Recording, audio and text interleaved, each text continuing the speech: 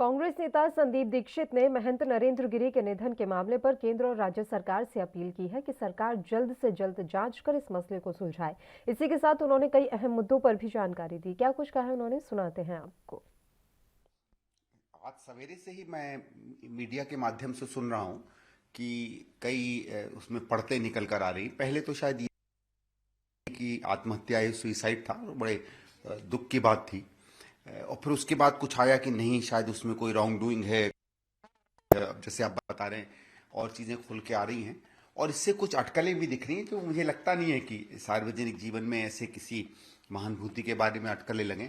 तो मैं आशा करूंगा कि राज्य सरकार हो या भारत सरकार हो, इसको संज्ञान में ले और जो भी बेहतर तरीके से हो सकता है इसमें जांच करवा कर पूरे मामले को निपटाए, क्योंकि इस तरीके की पब्लिक में बातचीत होना उनकी याद को गरिमा नहीं देता है।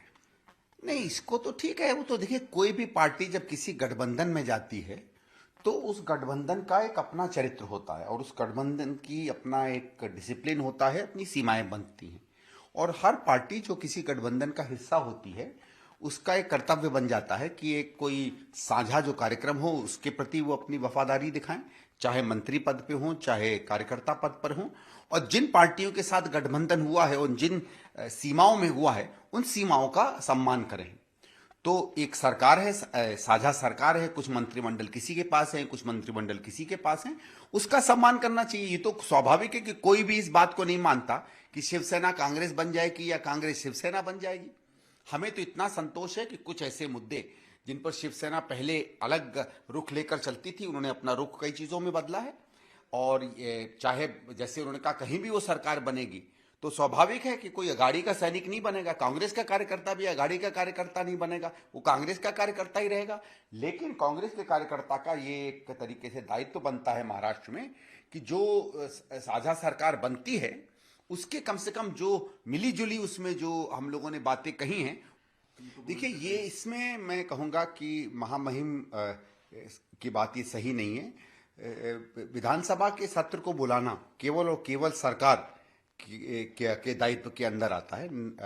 जैसे संसद जो है, जब सरकार तय करेगी, सरकार ही उसको लाती। मैं भी चीफ विप रहा हूँ पार्लियामेंट में और मुझे भी मालूम है कि संसद के सत्रों को बुलाना सरकार की जिम्मेवारी है, किसी और की नहीं है। संसद को चलाना भी सरकार की जिम्मेवारी होती है। तो कोई अनौपचारिक बातचीत से अगर कोई महामहिम चाहें तो वो बता सकते हैं, लेकिन वो कोई आदेश इस मामले में नहीं दे सकते। और सही कहा है वहां के मुख्यमंत्री ने, जिस तरीके से पूरे देश में महिलाओं पर अत्याचार बढ़ रहा है और धीरे धीरे धीरे जो इनके तमाम वादे थे कि अब की बार महिला सुरक्षित होगी, आएगी मोदी सरकार, वो हर तरीके से विफल निकला है। तो संसद में फिर क्यों नहीं इन बातों की चर्चा?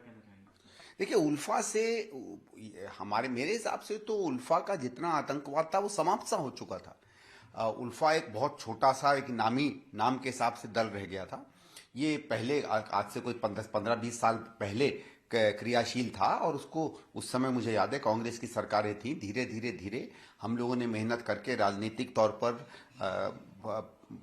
उसका सैनिकों का इस्तेमाल करके इसको एक तरीके से पूरी तरह समाप्त कर दिया था। अब ये दोबारा क्यों सर उठा रहा है, ये बात समझ से परे है। या तो जो बीजेपी की सरकार रही है उसने पिछले 5-6 साल में इस बात को नहीं संभाल पाई और इसलिए दोबारा से उल्फा वहां एक्टिव हो गई है, तो ये चिंता की विषय है। लेकिन फिर भी अगर कुछ ऐसी बात सामने आई है तो फिर वहां की सरकार को स्वाभाविक है कि सबसे पहले कदम इस बात को सुलझाने के लिए तो असम सरकार को लेने चाहिए।